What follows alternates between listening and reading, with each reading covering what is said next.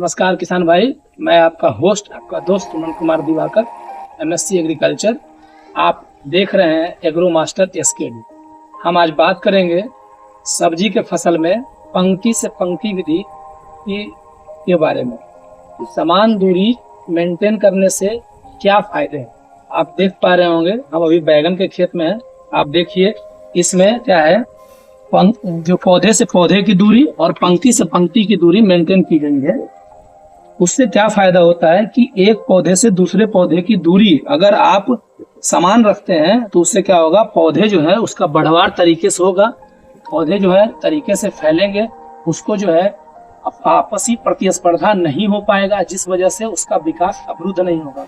उसको जितने हवा, पानी और पोषक तत्व की जरूरत होती है वो पौधे से पौधे की दूरी अगर हम लोग मेंटेन रखते हैं तो उसको मिल पाता है, जिस वजह से उसका वृद्धि विकास अवरुद्ध नहीं होता है। दूसरा क्या होता है कि अगर पौधे से पौधे की दूरी और पंक्ति से पंक्ति की दूरी हम मेंटेन रखते हैं तो उससे क्या फायदा होता है कि आप खेत में किसी भी तरह का खरपतवार नियंत्रण करने के लिए आप इजिली उसका कर सकते हैं। अगर आप किसी तरह का दवाई का छिड़काव कर रहे हो तो वो भी आप इसमें सुगमता पूर्वक कर सकते हैं, आपको किसी तरह की परेशानी नहीं होगा।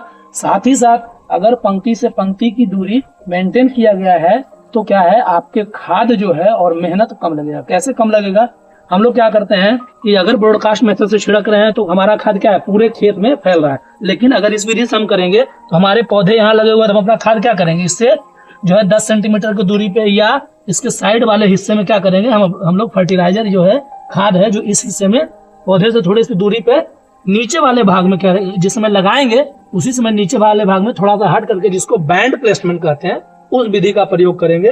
क्या होगा कि हमारा जब पौधे बढ़ेंगे तो क्या होगा, यहाँ जो हम खाद दिए हैं उसके जड़ उस खाद का प्रचुर तरीके से उपयोग कर पाएगा, जिस वजह से जो है खरपतवार नियंत्रण होगा और खरपतवार को खाद नहीं मिलेंगे। इस वजह से क्या होगा कि हमारा जो पौधे हैं खरपतवार कंपटीशन प्रतिस्पर्धा नहीं हो पाएगा। जैसा कि आप देख पा रहे होंगे इस खेत में आपको वीड या घास की समस्या नहीं दिख रहा है, जबकि अगर फ्लैट बेड जिसको खेत में ऐसे ही लगाते हैं, बिना दूरी का अगर लगा देते हैं, मेंटेन नहीं करते हैं, तो उसमें घास की समस्या बहुत ज्यादा हो जाता है, जिस वजह से हम लोग क्या करते हैं, बहुत ज्यादा वीडीसाइड और पेस्टिसाइड का प्रयोग करते हैं। क्योंकि अगर आपके खेत में घास वाली समस्या होगा तो क्या होगा, कीड़े मकोड़े भी ज्यादा आएंगे। ऐसे भी हम लोग जानते हैं कि बैगन के फसल में कीड़े मकोड़े ज्यादा लगते हैं, और अगर हम पौधे से पौधे की दूरी मेंटेन नहीं रखेंगे तो क्या होगा, और भी कीड़े मकोड़े आएंगे, जिस वजह से हमें ज्यादा से ज्यादा हर्बिसाइड का प्रयोग और पेस्टिसाइड का प्रयोग करना पड़ेगा। तो हम लोगों को क्या करना चाहिए, सब्जी वाली फसल में या अन्य भी फसल है, सारे फसल में हम लोगों को पंक्ति से पंक्ति की दूरी मेंटेन करना है। दूसरा क्या है, पंक्ति से पंक्ति की दूरी मेंटेन किया गया क्या है, इसके जड़ के पास देखिए मिट्टी, जिसको हम लोग अर्थिंग मिट्टी चढ़ाना कहते हैं, वो किया गया है, जिस वजह से क्या होगा, जड़ को प्रॉपर तरीके से सपोर्ट मिलेगा और हमारा पौधा जो है वो फलन ज्यादा देगा, उसकी उत्पादकता बढ़ जाएगी। साथ ही साथ हम लोग आसानी से सिंचाई कर सकते हैं। क्या बने हुए जो डोंग जिसको हम लोग कहते हैं या फरो जिसको कहते हैं, उसमें क्या है, पानी आसानी से देंगे और हमारे पौधे को प्राप्त हो जाएगा।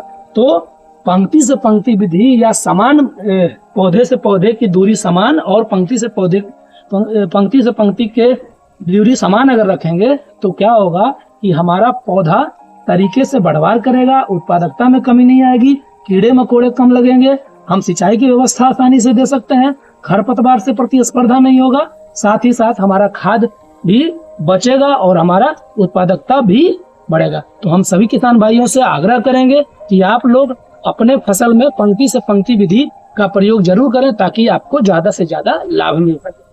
आप चैनल से बने रहिए और आगे की जानकारी के लिए जुड़े रहिए। आप कहाँ से हमारा ये वीडियो देख रहे हैं कमेंट सेक्शन में जरूर बताइए। तब के लिए धन्यवाद।